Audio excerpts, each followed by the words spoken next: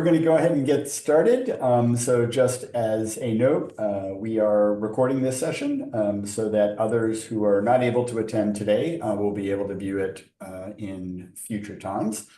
I'm going to kick things off by introducing myself. I'm Joe DiNunzio. I'm the Executive Director of the Mike and Renee Child Institute for Innovation and Entrepreneurship. I'll ask my colleague Nikki to introduce herself in a moment, and then once we get started, I will ask our special guest, Dr. Denise Browner, to introduce herself. All right, Nikki, if you could, and then we're going to jump into the workshop. All right, thank you. Hello, everyone. My name is Nikki Peterson. I'm the Senior Program Manager at the Institute for Innovation and Entrepreneurship. I work really closely with the Big Bang competition and the teams this year, so really excited you're all here today. Fantastic. All right, knowing we have a relatively focused amount of time, we are going to jump right in. So hopefully you're able to see my screen with our splash screen. So we're going to talk today about a couple things. First is this idea of thinking about defining and articulating the vision that you have for your idea in terms of its market focus, its business attributes, and its technology approach. And really our focus is on how you start thinking about validating your vision by addressing the biggest uncertainties that you have in market desirability. Do the dogs want to eat the dog food is the metaphor we often use. Business viability, how are you going to make money and how much money you're going to make? And then finally, technology feasibility, your ability to actually deliver the product or service that you're contemplating in your vision. All right. So first, I want to introduce our colleague and former Big Bang winner, Dr. Denise Browner, who's going to give us a little bit of a moment of her background, and then she's going to participate in key moments during the workshop. So over to you, Denise. Yeah, thanks. Thanks for having me. I always love the idea of being able to give back. I remember when I went through the program with Big Bang, I also was a business development fellow. Being able to have access to people who have gone and done these types of things and hearing their stories and their journey was very refreshing, but also just proved that there's not one way to get to a spot. So I have a PhD in microbiology. I originally started off in Michigan, but got tired of snow, moved out to California and did an academic postdoc at UC Davis, which is where I learned about the Big Bang competition as well as the business development fellowship. I actually, took an idea of spent grain from beer. So when you think about beer making, you use grain to create the beer, and that spent grain is just thrown away. There's a large amount of waste. So I thought, would it be nice to convert that into a nutritious snack, which is where I came up with the idea of a new snacks. And took that all the way to the finals. I was one of the finalists for 2018. And interestingly enough, I actually walked away with the most money that night, although I wasn't first or second place, but I did walk away with the most money. So I think that was really good for someone who's never had business background, who's never even written a business plan before that. But that really helped kind of propel my career. So after that, I did a little bit of consulting, then went into big pharma for a little bit, did an actual beer release with a brewery up in Sacramento, and then went on to become an entrepreneur and start my own consulting agency called Impactful Ventures. So since then, I've done things with so many different types of companies. I've been on boards. I participated in different types of accelerator programs, and been, really just trying to make myself seen as a thought leader in this space, but always finding ways to kind of give back to the community. So really looking forward to kind of giving you guys some tidbits from my experience and, be able to kind of answer any questions you guys may have. So back to you, Joe. Great, Denise, thank you so much. And we're so glad that you're joining us. As we go through this presentation, again, we have a limited amount of time, so we're going to go at a fairly brisk pace. But I'm going to pause periodically for questions. So we find the easiest way to handle the questions is as they come up, please drop them in chat. Nikki will be monitoring those for us, and we'll periodically refer to those. And please, why Denise and I are here, and Nikki as well, is to answer your questions, right? We know you're interested in the Big Bang, you're interested in entrepreneurship and moving forward with your idea. So let's make the most of this time for you to help you in that quest. All right, so the framework we're going to use for the next little bit is really about three areas of interest. The first is market, right? And the idea of, is what you're trying to develop desirable? Are there people, companies that actually want it? Second, is it viable? Is there an economic way to make it work? And I know many of you and many of our big bang competitors historically have been mission driven, right? Your start is, I see a problem, an issue in the world I want to address. And that's fantastic, and we fully support that. But the reality is any enterprise, if it's going to be sustainable, has to have margin, right? You have to be able to bring in more resources than you expend to deliver the product or service. And finally, technology, is it feasible, right? Can you do it? Can you do it at scale? Can you do it out in the world, right? And we'll talk a little bit about that. And some of you may be thinking, well, my idea doesn't really have technology. Think about technology as the methodology, how you deliver your product or service, whether it is high tech or low tech, hardware or software, whatever it might be, right? So we're going to talk about each of these in turn. So my handy dandy pink little circle will move over the next few minutes to each of these different areas. And you'll see the framework that we use for each of these is consistent. So it's the same basic framework focused on market. Is it desirable? Business, is it viable? And technology, is it feasible? Okay. So first off, we're going to start with a little bit of a poll. So you can go to pollev.com and then enter in UC Davis, or you can scan this QR code with your mobile device. Either one will work. I'll leave it up for another couple seconds. And then once I switch to the poll, there'll actually be a scannable QR code in it as well. Okay, I'm going to stop sharing this. And yes, I know theoretically we should be able to switch share, but we have found, Nikki, that often that provides an opportunity for everything to fail catastrophically. So we're not going to do that. All right. So our first question for you, and we're going to use this poll 3 more times during the presentation. Now this is being tracked. What you're sharing is just for this presentation and obviously is being videoed. But it's helpful, and Denise asked specifically, if we could share a little bit about what problem are you seeking to address? So one sort of short sentence that says, here's the problem that I'm really focused on solving. And those of you that were part of the business canvas last week in the workshop know that we sort of focus on identifying the problem, because that's core to your ability to then devise a solution and be able to deliver a value proposition, a rationale for why what you're doing is inherent value to your customer. So we'd love it if you all would take a moment to share what problem you are seeking to address. And that QR code up in the corner should work if you haven't already gone to pollev.com/UC Davis or using your mobile device. Okay, first one, we are addressing the lack of safe, welcoming, and productive late night spaces in Davis where students can study, socialize, and enjoy a healthy nightlife alternative. Great, thank you for sharing that. Love to see a few more. What problem are you seeking to address?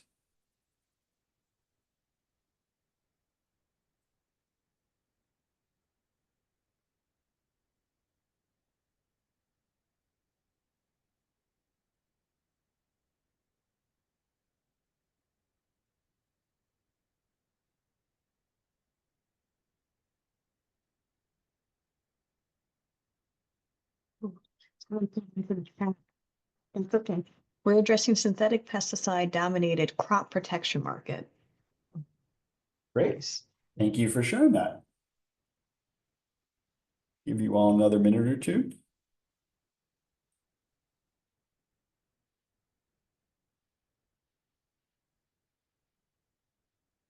We are seeking to reduce the single-use plastic detergent containers and chemicals in laundry detergent. Solutions for comatose, vegetative, and locked-in states for patients, families, and friends. Great. Thank you for sharing those. These are some good ones.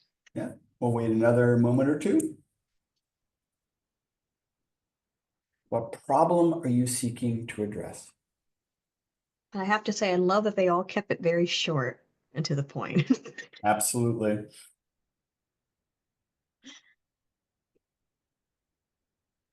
Lack of helmet wearing among bikers in Davis.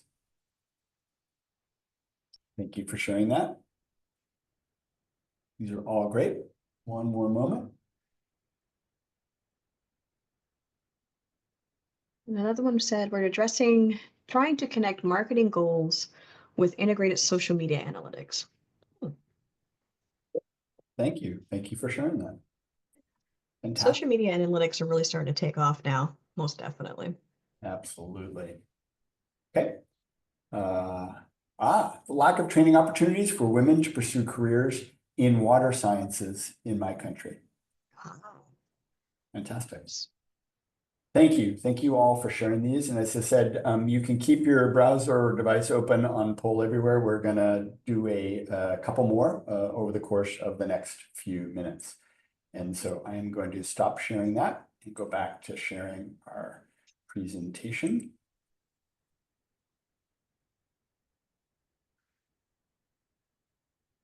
Okay. So we're going to start by talking about market, right? And so you're going to see the same format as I mentioned for each of the three areas: market, business, and technical validation. And this is meant to be a framework, right, for you to think about. Nikki will attest, when we do entrepreneurship academies, we spend an entire day, a full day on validation. You're getting the condensed 1 hour version, which hopefully will lead you to some critical questions you want to begin to address. So your hypothesis, right, is that your customer, whomever she is, will value, adopt, and buy your offering. So in essence, it's desirable. And your customer might be a company, it might be a person, it might be a collective, but the idea is that what you're doing is desirable. So your challenge is to validate that hypothesis, right? First for yourself, right? Because you've got to build a commitment for yourself that what you're doing is in fact going to be valuable and worth investing your precious time and energy. And then for others that join your company, that invest in you, that are your prospective partners or customers. So there's a set of key questions you need to ask yourself, right? And these are a few examples, right? Who is your customer? How do you define her, right? How many of them are there? How much are they willing to pay for your product or service? How many will they buy if it's, actual things? And how will you reach them, right? How do you find them? How do they find you? So, we spend a fair bit of the time of this in the academy. We're going to spend, 90 seconds on this. But one of the things that I think fundamentally, those of us that are problem solvers that think about, wow, I've invented a cool technology or a cool methodology or a cool approach, right, is that sort of feels like the be all and the end all and our secret sauce, the specialness, right? But one thing we want you to remember and why we start with the market hypothesis is at the end of the day, quoting a president that many of you may or may not know, Bill Clinton, who talked about the economy, it's the customer, stupid, right? This idea that come back to the customer always is your touchstone, is what you're doing, what you're offering, how you're approaching your business, ultimately going to satisfy the needs and desires of your customer. So we're going to talk about some key definition and distribution questions. And again, we're going to go at a relatively good pace here. And the intent is to get you thinking about these, not to solve it in our time together today, right? So the first is, who is the customer? And it's really important to think about differentiating characteristics of who they have, and ultimately, often in some businesses, there's a difference between the customer, that is who drives the purchase decision, and the consumer, right? The person who benefits. Often if you're working, for example, in human medicine, right? Your consumer might be someone who's receiving the therapy, but the customer, the person that makes the decision about purchasing therapy, might be a health system or an insurance company or a physician or others, right? So thinking about that's important. And often there are other constituencies that are impacted, right? So be thoughtful about who is your customer. And then what is their problem, right? We talked about this a little bit in last week's workshop, right? But what are the specific challenges that they face? And what elements have not been solved or not adequately solved, right? And it's important to think about, is this a nice to have or a need to have? And I somewhat graphically use the example of, is it a hangnail or is it a wound to your neck, right? Because those are both problems, one probably slightly more severe than the other, right? And then ultimately, what is their willingness to pay, which is often linked to how severe a problem it is. And then finally, how do we reach them, right? A go-to-market plan that identifies how you're going to distribute your product and answers a few critical questions, including how are they going to learn about your offering and how will they actually obtain your products and services? And then importantly, what partners are you going to work with to build awareness and distribution of your product and service? And I know sometimes early when you're thinking about ideas, it's tough to think about that, right? I haven't fully formed what I'm thinking about and how it's actually going to work. And we strongly encourage you to think about that. Sometimes we see, not that anybody on this workshop would have this, but sort of magical thinking of build it and they will come, right? I'm going to create this really cool thing and people are just going to find out about it. That's often feels like what we call the hope strategy. And as Nikki knows, hope is neither a strategy nor a product management tool. Central to your journey and thinking about answering these questions are customer interviews. And as part of the Big Bang, you're going to be required to do them and record the results of them, right? And so there's things you want to learn, right? What does your prospective customer think about the market, right? About your product, about the business model, how would they actually pay for it, right? And what can you learn from these conversations in terms of what they value and why they value it? Right? What's their purchase intent? And if the answer is yes, what is it about it, right? That you might be able to extrapolate, or if not, what's it about it that isn't appealing, right? And is there somebody out there you're not aware of who's potentially a stronger competitor that you're going to have to learn how to position yourself against? Okay. All right. So I'm going to turn it back over to my colleague, Denise, talk a little bit about her experience on market validation. Yeah, and it was very interesting, like Joe said, that we had to do these customer discovery interviews, right? You absolutely had to if you're going through Big Bang. And I thought it was a really great way to be able to get information before you even got to the end to understand if you really were on the right track or not. So we really wanted to leverage a survey for our new snacks on looking at flavor preference, taste, appearance, and what factors really went into, someone buying a snack bar. So if you click next. What I like about this is that we didn't really have to do too much because we knew how many we had of each flavor. So we had different flavors and we were able to see how many were actually taken just based off of what we had on there to say, hey, this is what it is, see what people were gravitating to without us even really having to market for it. It was very interesting seeing that the two leads were cherries and chocolate or a blueberry and yogurt drizzling. And that was something that really helped us to understand clearly people like something that has some type of dressing on it. But when we had them actually do the survey, we were seeing that when they were looking at the taste, that we were getting really high scores out of a survey of saying 1 being terrible, you would never buy it, to 5, I absolutely love it, need to have it. And we were averaging around 4.7. And even with the appearance of it, it was around 4.2. So we were seeing that we were getting a really strong, response to it. People were liking it. They loved the way that it looked. And we wanted to probe a little bit more on, well, what factors are really considered when looking for stuff. And so when we did this, and we did this in a word cloud, it was really interesting to see what words really stood out with people. So really, people really cared about if it was healthy, if it was going to give them energy, were the ingredients natural, was it a lot of preservatives in it? People did care a little bit about sweetness, but some people did like a little bit of a bitterness for some of their flavor profile, like having salt with sweet or having some type of tardiness to it. But then the texture was something else that people really talk a lot about. But it was very interesting looking at the fact that people are like, if I get a snack bar, it needs to be convenient. I don't want it falling apart. So these were the things that really helped us to understand what messaging we could put out there if we were to pursue this, but also the fact of what flavors do we really want to focus on when you're thinking about manufacturing it. Instead of doing all of these different types, you knew which ones would hit out first to give you your best traction. Thank you, Denise. That's fantastic. So we're going to take a pause for a moment now and see if there are any questions. And Nikki, if you could check with the chat. And if those of you would rather just raise your hand, Nikki will monitor that and you can ask your question verbally or drop it into chat. But let's take a moment before we move off of market validation. I do not see any questions in the chat so far. Okay. Well, then we will move on to our second validation. And our pink circle moves clockwise down to the bottom and talk about business validation, right? And answering the fundamental question, is what you're doing a viable, sustainable business? So again, we're going to do a brief poll. So if you could, let me switch over, sorry. to our poll everywhere.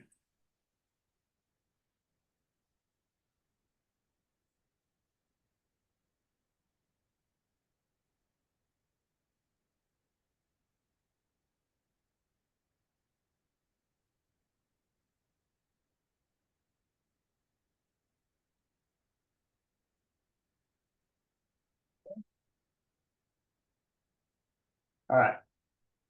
So what's a critical unknown that you would like to know about your business? So if you think about this idea of validating your business and understanding, is there a there, what's a critical unknown that you would like to know? We could wave a magic wand and tell you, boom, you've learned this. What would that be about your business?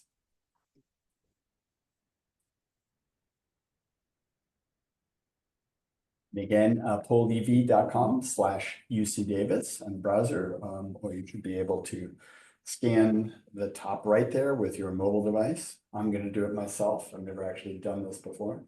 See if it works. Look at that, it works. Nikki, it's a miracle. What's a critical unknown that you would like to know about your business model?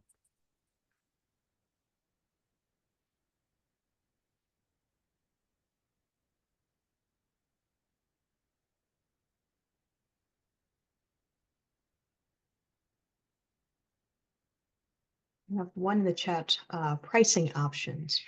That's always a big one. Whether it's a service or a product, that's always a big one. Yep.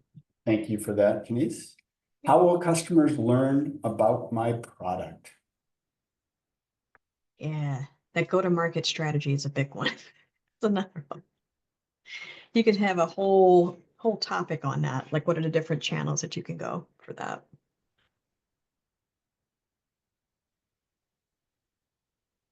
What will it take for customers to care about their safety? How much are they willing to spend? How much can I charge for it? Whether there is consistent demand and willingness to pay for a late night cafe among UC Davis students, especially outside of peak academic seasons. Okay. We'll wait for a couple more. Creating a product for the healthcare system, hospitals to administer a product for family and friends to monitor. Comatose, vegetative, and locked-in states. What is a critical unknown that you would like to know about for your business model? EPA regulatory policy outlooks.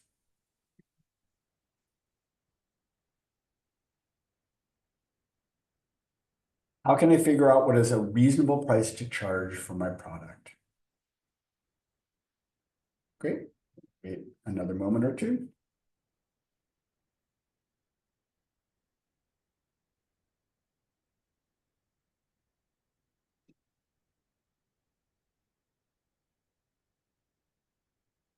We'll stop sharing and move back to our PowerPoint.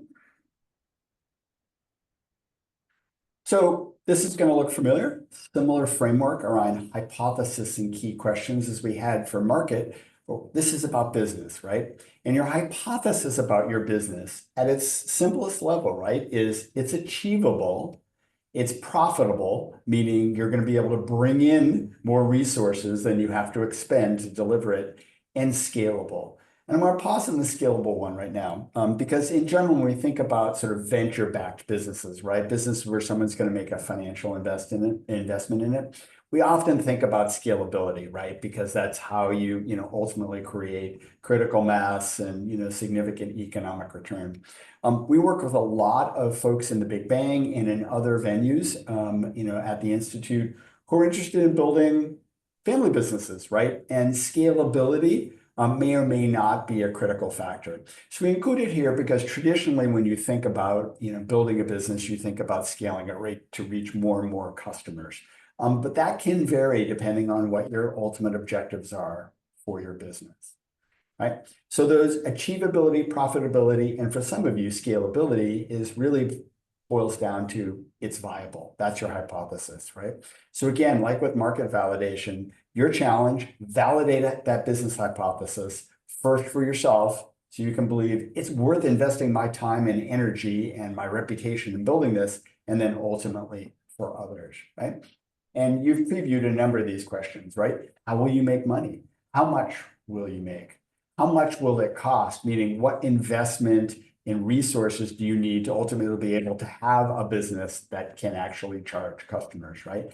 And when will it happen? How long, right? If you're working on a startup business that involves a cafe, right, that might be a relatively short time frame to finding the property, building it out, and launching, right? If you're working on a small molecule drug, that might be 10, 12, 15 years and multiple rounds of investment, right? And of course, everything in between. So the next couple of slides have lots of words on them. I'm going to go slowly with them, but they're going to be very familiar. And really, this is meant as a touchstone, but to get you to start pragmatically thinking about what is your revenue model, right? And what it's going to cost to deliver. So as you think about revenue models, there aren't that many, right? You can have unit sales, right? You're selling iPhones, right? Advertising fees, an ad in Google Maps, right? Franchise fees, a Subway, right? Utility fees, PG&E or SoCal Edison, right? Subscription fees, well, we all know those, Netflix and on, right? Transaction fees like Visa, right? And then licensing fees, where we may have a technology or a patent or an approach that we license and generate revenue, right? So each of these models are pretty well understood in terms of conceptually what they are, right? But often we find with early stage companies, they haven't thought through this fundamental piece, right? We can get focused on, well, I understand this problem, I have this really great solution, but how are you going to make it viable? How are you going to charge for it? It starts to force you to frame up the thinking about when is that moment and how is revenue going to come in? So these really are the kinds of models typically that we would see. Hey, Joe. Yeah. There is a question in the chat, if I may. I love questions in the chat. I know you do. The question is, will users consistently engage with and find value in your app beyond initial downloads? Well, I'm going to turn to my colleague Denise in a moment to give her thoughts on that. I think the short answer, of course, is it depends, right? The slightly longer answer is it depends on, are you creating value and engagement with your customer that creates a desire for longevity, for a fulfilling relationship. Think of it this way, it's not a good one, but we often talk about the healthcare, the gym or health club business, right? And the healthcare business spikes every January, right? It goes because people like New Year's resolution, let's go, right? And often by February 1st or March 1st, those folks have dropped off, right? It's not an app per se, but think about what is it that those health clubs could do to create continuity, right? So that they get the engagement, they get the adoption, but they don't get the ongoing commitment. So success in apps probably isn't any different than any other business if it's based on an extended relationship of beyond that first engagement. How are you delivering value and connectivity and engagement with your customer that's going to promote continuity? For subscription businesses, whether they're, in the real world or they're, in the digital world, that's a huge challenge. But I'd love to get Denise's reaction to that. Yeah, I would also say too, in addition to that, is if you're paying attention to who is engaging with your app, what are they engaging with and what are they asking for? Because that will ultimately give you all the little nuggets that you would need to know what can I add to really continue to add value. And because you're adding that information in, it's going to make them want to be more engaged with it and say, hey, clearly you guys are listening to us. Because that's been the biggest thing is when you hear about when Instagram does these new updates and people go up in arms, like, why would you do that? Why would you change the algorithm? And they see this and they go, oh, I'm sorry, let's pivot. So it's because when you're listening to what your customers are saying and you're leaning into that, you start to see those behavioral, changes where they're going to be consistently using your app beyond. But I think that's again where you need to do the customer discovery beforehand so you can have that roadmap of what you're going to be putting out there, besides just being this kind of reactive thing, like you're actually put some thought into it. But I think again, knowing what the customer wants and paying attention and putting that feedback in is going to be your biggest areas of success. Great. Thank you for that, Denise. Much appreciated. So the second of our sort of 3-slide arc on, this framework, right, is then how much will you make? And for the most part, it's pretty straightforward math, right? And so I'm not going to walk through all these in detail. You can see them on the screen, right? But you think about unit sales, right? It's what are you charging for the iPhone and how many are you selling, right? Advertising fees, it's often in the online world, per view or click or action times the number of views or clicks or actions, et cetera, right? So the important thing here is to think about not just what is your mechanism, what is your revenue model, but then how does that translate into actual revenue coming in? What's the math behind it? And it's very different depending on the kind of model that you're pursuing, right? And again, our encouragement to you is to think even early on to develop a hypothesis about this that you can test. Right. I will say that often we find folks saying, hey, I want to get the product right. I want to get the customer side right. I want to get the technology working. Once I have all that, then I'll start figuring out the business model. Look at Facebook, right? They didn't start charging for anything until actually, I would strongly encourage you to think about this element of your business earlier. The more you can start testing your hypothesis, the earlier, the better. Okay. And then finally, what's it going to cost, right? And so as you think about your business, right, all businesses are going to have some level of development costs. What did it take to, build the first piece of software or the algorithm or the first article or the whatever it might be, right? And that development cost can vary significantly, right? And then for things that involve actual physical products, you're going to have a cost per unit sold, right? And even in utilities and subscriptions, there's usually some level of cost per unit sold. Some subscriptions like Netflix, you could argue it's pretty de minimis relative to the overall cost, but there's still some there.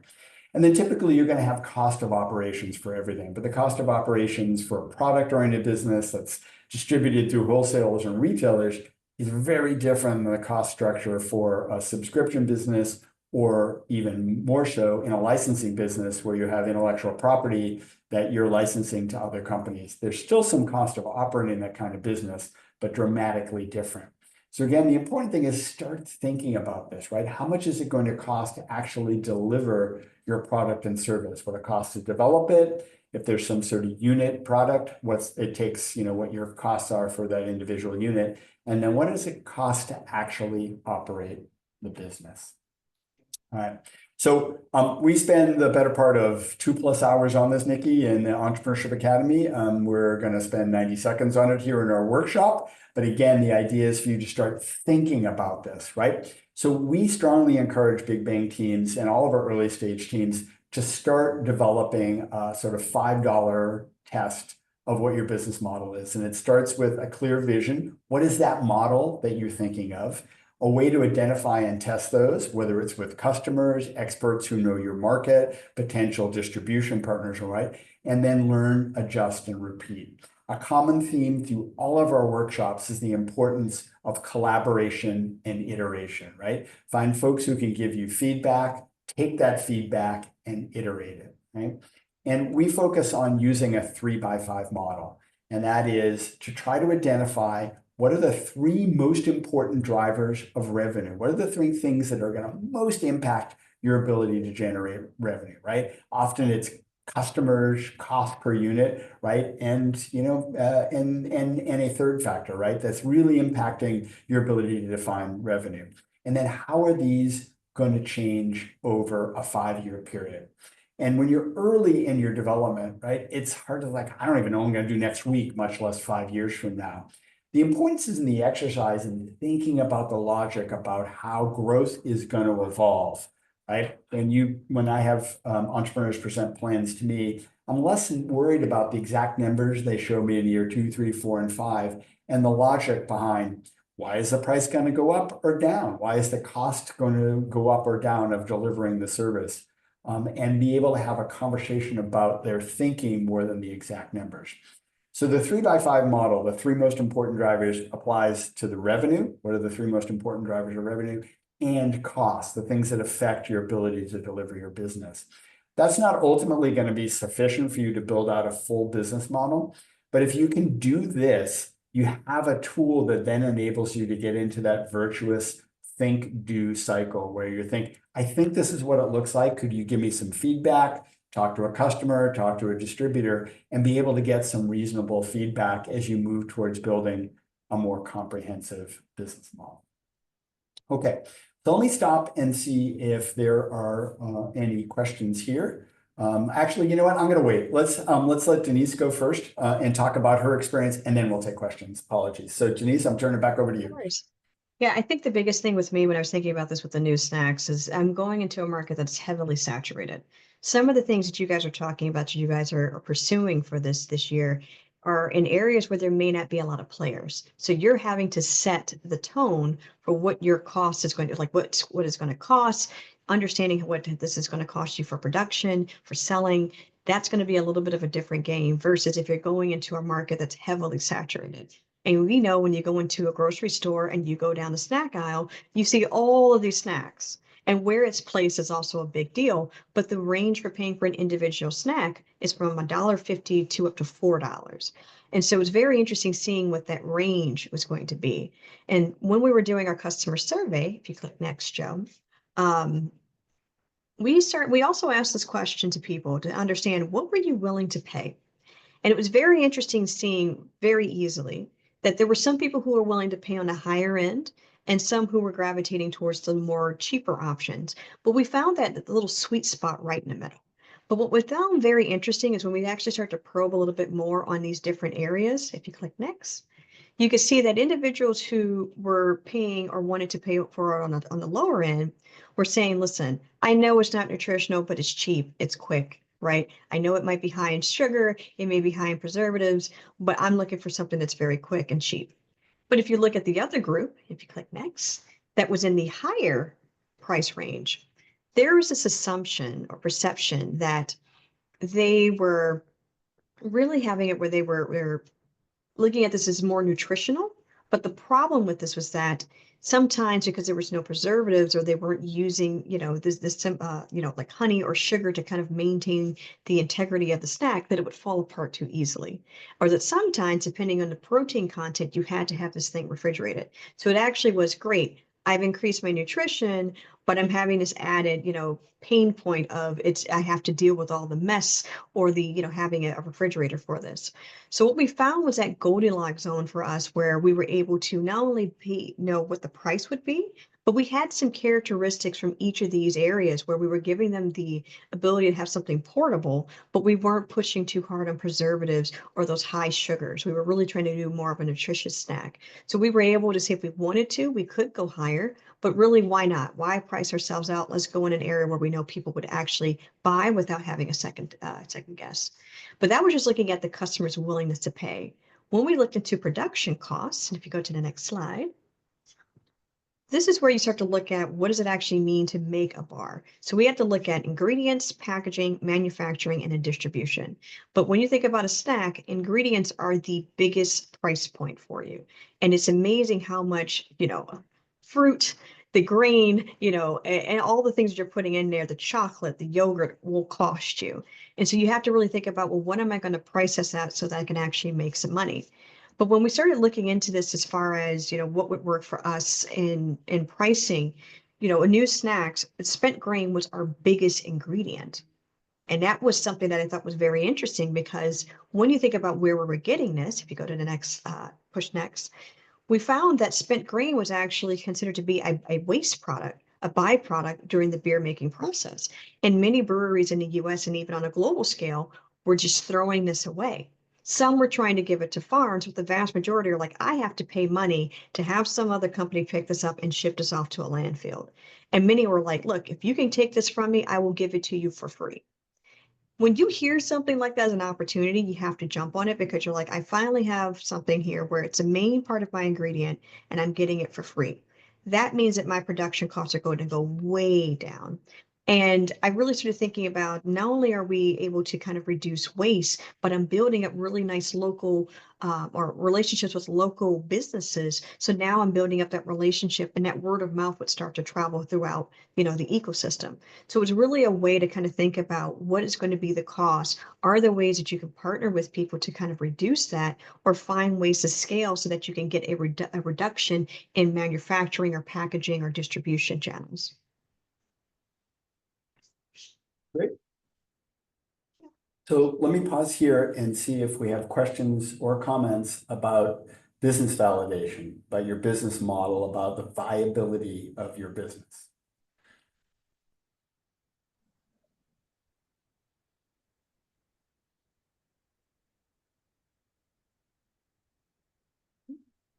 So far, nothing in the chat. Okay, all right.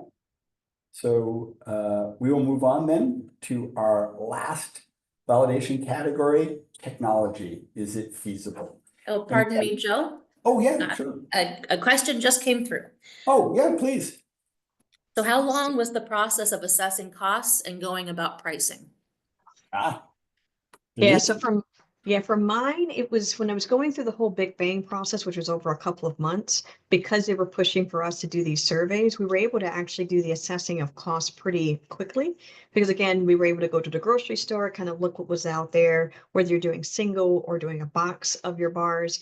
And then also being able to, because of being a business development fellow, we had the opportunity to meet with experts in the field who were in the consumer packaged goods space, who were able to give us some insights on that as well. So I would say it was only a few months before we got to the point of knowing what the cost was and pricing. But that was a lot of interviews with breweries, talking to experts, going and doing my due diligence out in the grocery stores, which that did take a lot of time. So trying to do a postdoc and do Big Bang and do classes, it was a lot. Don't get me wrong, it's a lot of work, but it can be relatively short. But if you're new to the market, I can see that being a little bit tricky, because now you're having to kind of convince individuals to understand the model that you're trying to put forth. But you could find some comparators in other sectors to say, could we do something similar to that, as you're pulling in a new thought process in your field that you're trying to pursue? Great. Thanks for that, please. Any other questions before we move to technology? Yes, one more. Okay, Or a couple good. more, actually. Okay, so how do you determine retail margins? By industry standards? Yeah, I will say, at least for me, when I was looking at this with the bar industry, the beauty about UC Davis is that they do have an office, and I can't remember the name of it, but you're actually able to kind of go in and do like a market report. So you're kind of able to say, hey, I'm interested in these things here. And they can compile all this information about what's the current cost of things, who are your competitors. It was a really nice market report that we got for free because of being a part of Big Bang and the Business Development Fellowship. So it was a nice way to kind of get that type of market report to see what were the industry standards and what are we seeing out there. But there's so much information online now that you can look for it, and people are more than happy to kind of connect with you on LinkedIn so you can verify that information. But those are ways that I've done that. But then also finding experts in the field. Again, leverage the resources that you have at UC Davis, going and talking to, the organizers, the professors, and saying, hey, I need people who are in these areas here. They are more than happy to connect you with people. But LinkedIn has also been a huge hunting ground, I will say, where you can find some experts, and many people would love to talk about it, especially if you're telling them that you have a business idea that you kind of want to do a customer discovery on. So that's another way that I've been able to find experts in the field. Great, thanks for sharing that. And Nikki, do you want to talk just for a moment about the Big Bang and the mentorship program? Oh, absolutely. So, the Big Bang, the teams register by March 3rd this year. And then what we're providing is we have a great network of mentors with expertise in a variety of different industries and backgrounds who are willing to meet with our teams and help answer questions and provide guidance and feedback throughout the rounds of the competition. So for the teams who register, we'll be compiling a list of contact information, including sectors and industries that these mentors have expertise in. We'll provide you that list, and then you're able to reach out on your own and connect with these great people who will help you with the mentoring process. Great, thank you, Nikki. A couple more in the chat if you don't mind. Oh, we definitely don't. So one is about competition pricing. Does it help in any way to validate, suggesting that there is a market? Denise, would you like to? Yeah, I jump? would say definitely. It's a great way to show that there is a market for it. I would definitely say when you are trying to demonstrate, is there a market? What would be the traction? If there are competitors, it's a great way to show that, hey, other people have been able to make a dent in this. But I think at the same time, that's where you have to be even extra diligent to show how are you differentiating from others in the market because they're already first out. So that's where it's going to be a little bit tricky. If you're the first to do this, this is where you have to say, okay, what other metrics am I using to prove that this is a market and that my pricing makes sense? This is why, you may be in food science, but could there be other sectors where people were kind of doing something similar that were something brand new to the market? How do they go about doing that?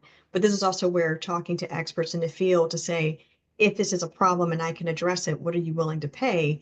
Using that information to prove a proof of principle of the pricing could also be a way too, if there wasn't a market to kind of prove that that this is actually happening, like you may be the first out the gate. Great. Thank you for that, Denise. That was fantastic. And Nikki, did you say we had another? There's one more, and I think I can address this one. Okay. They want to know if Big Bang is limited to the UC Davis community. Actually, no, this is a statewide competition for anyone associated or involved with an institute of higher learning. So state schools, UCs, private universities, including community colleges, current students, faculty, and alum of these institutions are welcome to compete. Thank you, Nikki. All right. Now we're going to talk about technology and is it feasible, right? And again, as I mentioned at the top, some of you thinking, hey, I don't have any technology, right? Think of it as the mechanism that the approach that you're going to use to deliver your product or service, right?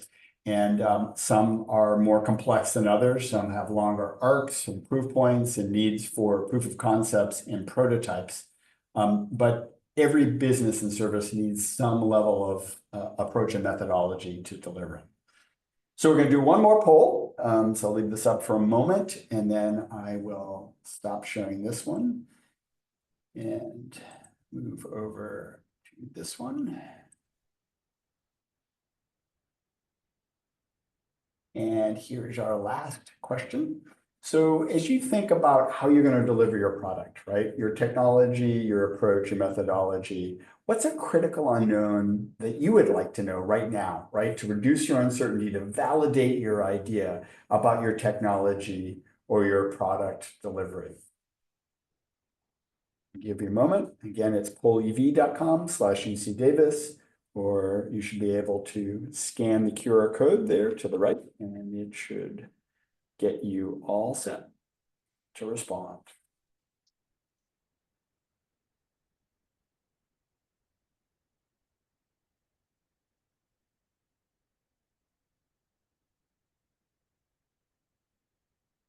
Will it work outside the lab? Yeah, right. So if you think about, something that works in a controlled environment, is it going to function outside of a controlled environment?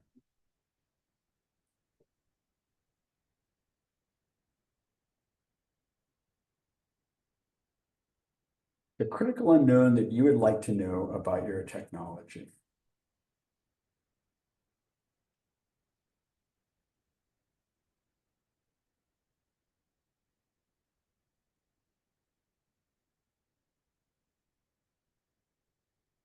How much are people willing to pay for this new technology?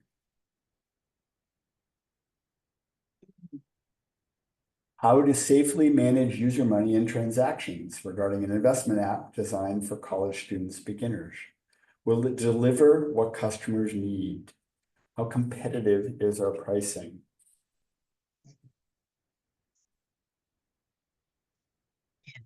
Competitive pricing is an interesting one because you want to not be too high because you're like, hey, it's a value, but at the same time, you don't want to price yourself out, but you don't want to be too cheap either, because then it also signals to people, well, if you're so cheap, is it of quality? I've heard some customers say that before too. So it was really interesting. Thank you, Denise. Is there even a need for my product? Should I offer my service for free in the first instance so potential customers can know and evaluate my product first? Will it be reliable? Right? Is it going to work? Adaptability, usability, and ability to perform as expected. These are great. Give you one more moment. What is the customer segment that would be adopting this product? Great. Another moment, a little sip of my UC Davis coffee here. What's a critical unknown that you would like to know about your technology, your product delivery?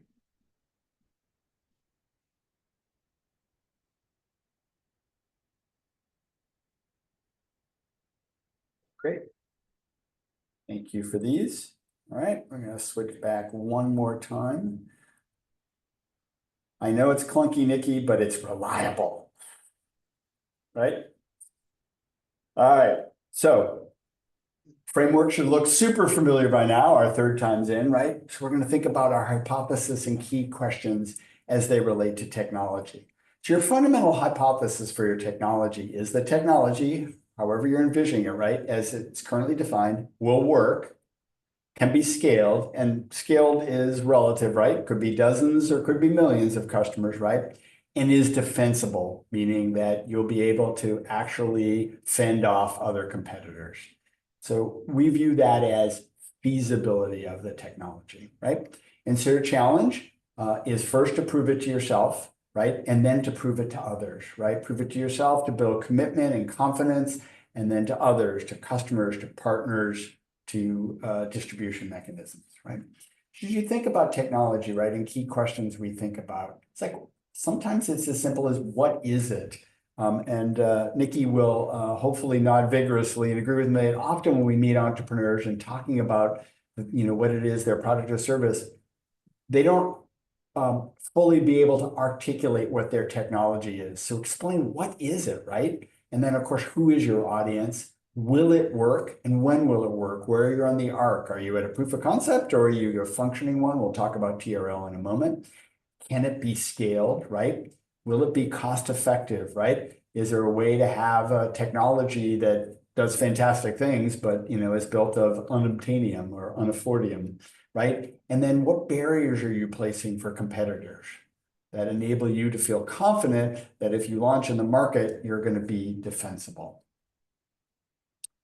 So as we think about this, as we did with market, there's a few key definitions and performance questions we want you to think about. And again, remember, this could easily be a full day. We're doing it in 6 minutes. So the idea here is for you to be thinking about these definitions and questions. So first is, what is it and how will it work? Be able to describe what it is and what it does and what the underlying technology is that solves the problem, right? And we often get questions about, well, I don't want to disclose anything because I'm worried about IP and whatnot. That's fine. At the end of the day, the mechanism is often at the level that you want to share is at a very high level. How does this fundamentally work? Not the sort of inner workings intellectual property, right? And what is it about it that your approach that is fundamentally going to successfully deliver what you're trying to do? And then early on, especially, how can you cost effectively test it, right? What's your proof of concept, moving to your prototype before you get to your first article? And then how does it compare to competing technologies? And often we'll hear folks say, there's nothing else like this out there. And the answer is that's rarely, if ever, true, right? Yours may be better, right? Yours may be a novel approach, but the reality is almost certain that there are competing technologies which to a greater or lesser extent are serving customer needs. And then will it scale, right? Validating what it's made of and how mature the components of what you're trying to do are. And if you're manufacturing something, a manufacturing process, or even in software, right? A methodology that allows you to scale up. And again, scale is a relative term. Some of you may be, looking at building relatively modest sort of family-centric businesses. Scalability in the relevant range may be lesser than I'm trying to build an app to serve 100 million people, or I'm trying to manufacture a product that's going to, be adopted by 10,000 medical centers around the country. And then finally, is it defensible, right? What intellectual property do you have? Patents or trade secrets that you either have or will have. And be really thoughtful of that early on. Not all every business has protectable IP, but if that is a potential for you, be thinking about it early on. And then think about what are those substitutable technologies that you have to contend with, and what are the distinguishing values, the uniqueness of your approach and technology versus those of competing solutions. And so last, as we think about technology, I know many of you are familiar with NASA's technology readiness level scale, right? But I think sometimes we can get a little optimistic about this or sort of forget about, we get in our mind's eye, if you're an entrepreneur, this vision of where I'm going to go to actually deliver it. But you need to start with, yeah, but where I am now and how am I going to move down this scale? Because at its earliest, right, a TRL 1 or 2, where you've got some basic principles or you sort of have the technology concept, right? You're at the highest uncertainty and highest risk for actually being able to execute. But as you start to componentize it, you start to do a proof of concept, you have validation in a relevant use environment, moving down to actually being able to build a prototype, and then ultimately have the system actually out and in use.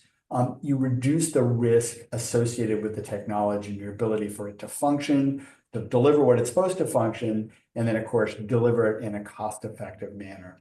So the big message here is be cognizant of where you are in your technology readiness level and what steps you need to take, what experiments you need to do, what investments you need to make to move down the technology readiness scale. Okay. And Denise, I'm going to turn it back over to you for some final comments in a moment. But as you think about these three things now in validation, market, you're trying to validate, is it desirable? Business, you're trying to validate, is it viable? Is it a sustainable enterprise? Again, even if you're mission driven. And then technology, is it feasible? Can it do what you say it's going to do? And can it do it out in the real world? And can it do it at scale? And ultimately, your venture lies at the heart of these three things, right? Of market, business, and technology validation. Okay.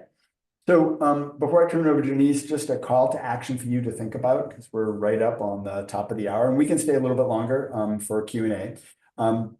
Your call to action is to be able to have a vision for who your customer is, how you're going to make money, and how you're going to deliver your product service.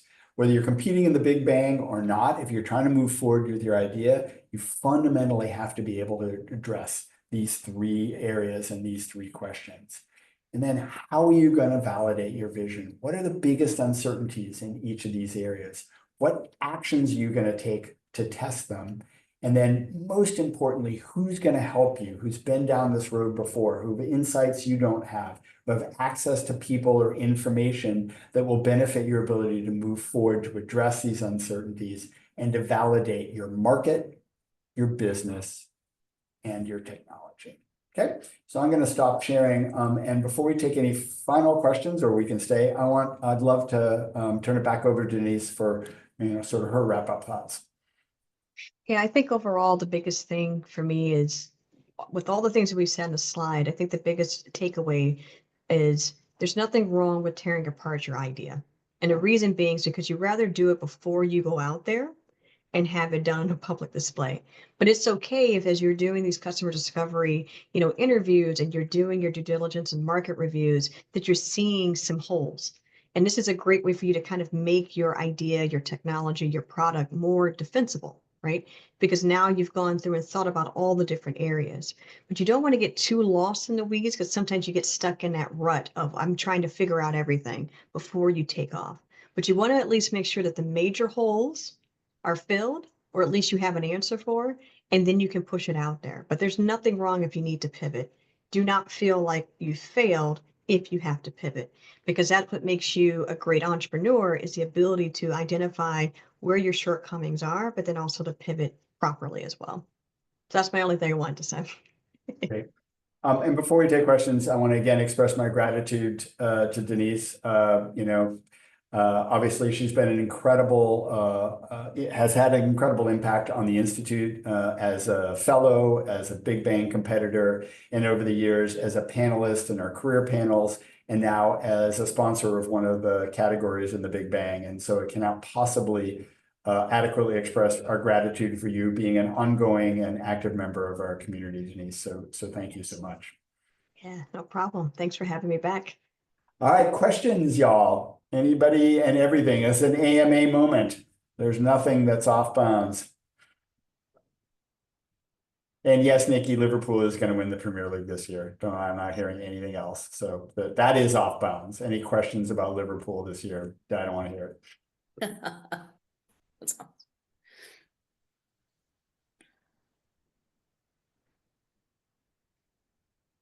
Can we come through the slides? I would assume they should be able to, right?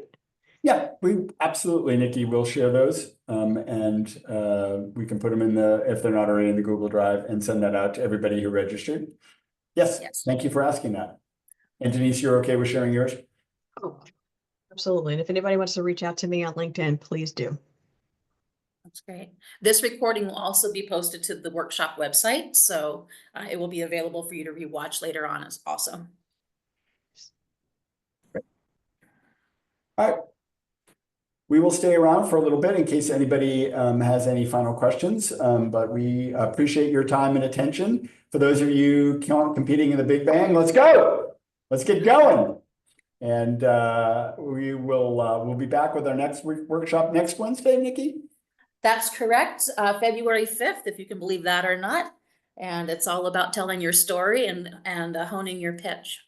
Which is really important to succeed. So hopefully we'll see y'all a week from today, noon Pacific. Let's see. Is it honest to approach them to learn from? Yes. Yeah, I will tell you this. When I was a Big Bang finalist and even going through it, when we learned about which companies were present, we had opportunities to actually see each other, which was nice. And being able to kind of talk through to each other and like kind of pressure test with each other. I will say that was the one thing I did like the most about the community, was that we had the opportunity to kind of have conversations with each other. But I would also say too, a lot of times you can reach out to the previous winners and they can tell you some really cool stuff, right? Like give you some good impact, like feedback, what their journey was, reaching out to competitors as well, even in the larger market. So beyond Big Bang, but in the market itself, a lot of times entrepreneurs are more than happy to talk to each other, but at the same time, you want to be careful about the type of questions that you ask. So if you're asking them on, advice or things along the lines of anything that's not going to go too much into their actual business model or their trade secrets, I think it's fine. But you can always find ways adjacent to them. So like if there's people that they partner with, or people who are leaders in the field, usually the KOLs or key opinion leaders are ones that I usually like to go for, because sometimes competitors can be a little resistant, but there are some who are willing to talk about it from an entrepreneur perspective. So. Great, thanks. And the only thing I'd add is, obviously always represent yourself honestly, right? And that's important. It doesn't mean you have to say, hey, I'm building a competitive product right now, but I think it's not representing yourself as someone that, you're not. Correct. And be honest. Yeah, absolutely. And some folks will talk about the business and some won't. And sometimes, you can get information, just general information, like, what's your pricing? And, sometimes they'll, provide that to you, but just represent yourself fairly and honestly. All right. Fantastic. Thanks. Denise.